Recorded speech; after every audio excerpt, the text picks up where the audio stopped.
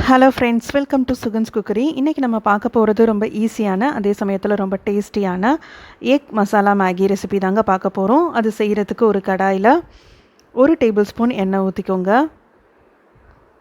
எண்ணெய் நல்லா காஞ்சதுக்கப்புறம் அதில் பொடி பொடியாக கட் பண்ணி வச்சுருக்கிற ஒரு பெரிய வெங்காயம் மீடியம் சைஸ் அதை சேர்த்துட்டு நல்லா வதக்கிக்கோங்க.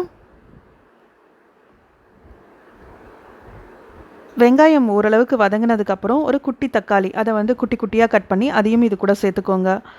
இப்போ காரத்துக்காக ஒரு பச்சை மிளகாய் சேர்த்துட்டு இதை நல்லா வதக்கிக்கலாம்.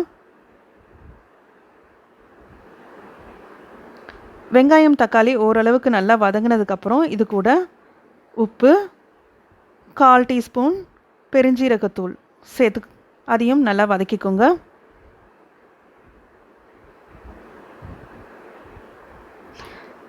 இப்போ வெங்காயம் தக்காளி எல்லாம் நல்லா வதங்கிடுச்சு. இந்த டைமில் இதுக்கு தேவையான காய்கறி சேர்த்துக்கலாம். நான் இன்றைக்கி சேர்க்க போகிறது கேரட்டு, பீன்ஸு. ஸோ கேரட் ஒரு குட்டி கேரட்டு, அதுக்கப்புறம் ஒரு 4-5 பீன்ஸ் அதை குட்டி குட்டியாக கட் பண்ணி சேர்த்து ஒரு 2 நிமிஷம் நல்லா வதக்கிக்கோங்க. அப்போ தான் அதில் உள்ள பச்சை வாசனையெல்லாம் போகும். இப்போ கேரட் பீன்ஸ் எல்லாம் நல்லா வதக்கியாச்சு. முட்டை சேர்த்துக்கலாம். நான் எடுத்துருக்கிற சின்ன பாக்கெட் மேகிக்கு ஒரு முட்டை சேர்த்தாலே கரெக்டாக இருக்கும். நான் இன்றைக்கி 2 முட்டை சேர்த்துக்கிறேன். இன்னுமே உங்களுக்கு நல்லா டேஸ்ட்டாக இருக்கும். 2 முட்டை சேர்த்துட்டு அதுக்கு தேவையான உப்பு சேர்த்துட்டு நல்லா மிக்ஸ் பண்ணிக்கோங்க. முட்டையை மிக்ஸ் பண்ணிவிட்டு சிம்மில் வச்சு ஒரு 2 நிமிஷம் அப்படியே விட்டுருங்க. அப்போ தான் உங்களுக்கு முட்டை நல்லா வெந்து வரும். ஓரளவுக்கு முட்டை வெந்ததுக்கப்புறம் அப்படியே பரட்டி விட்டிங்கன்னா உங்களுக்கு நல்ல பெரிய பெரிய பீசஸாக முட்டை உடையாமல் ரொம்ப தூளாகாமல் கிடைக்கும். இப்போ அந்த முட்டையையும் காய்கறியையும் ஒன்றா சேர்த்துடலாம்.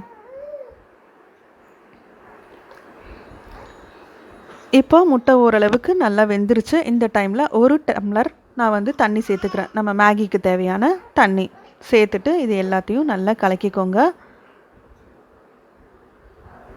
கலக்கினதுக்கப்புறம் நம்ம மேகி பாக்கெட்டில் இருக்கிற மசாலா இருக்கு இல்லையா, அதையும் இது கூட சேர்த்துட்டு நல்லா மிக்ஸ் பண்ணிக்கோங்க.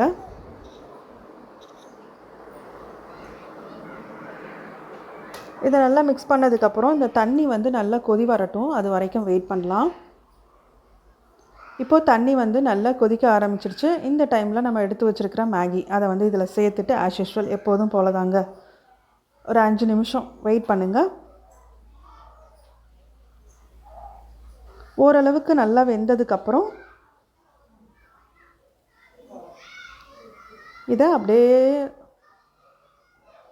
கலக்கிக்கிட்டே இருந்தீங்கன்னா நமக்கு ரொம்ப சூப்பரான டேஸ்டியான எக் மசாலா மேகி ரெடி ஆகிடும்.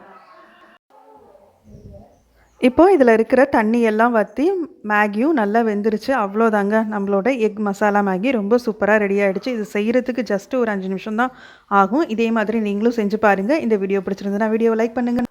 மறக்காமல் சுகன்ஸ் குக்கரி சேனலை சப்ஸ்கிரைப் பண்ணுங்கள். தேங்க்ஸ் ஃபார் வாட்சிங்.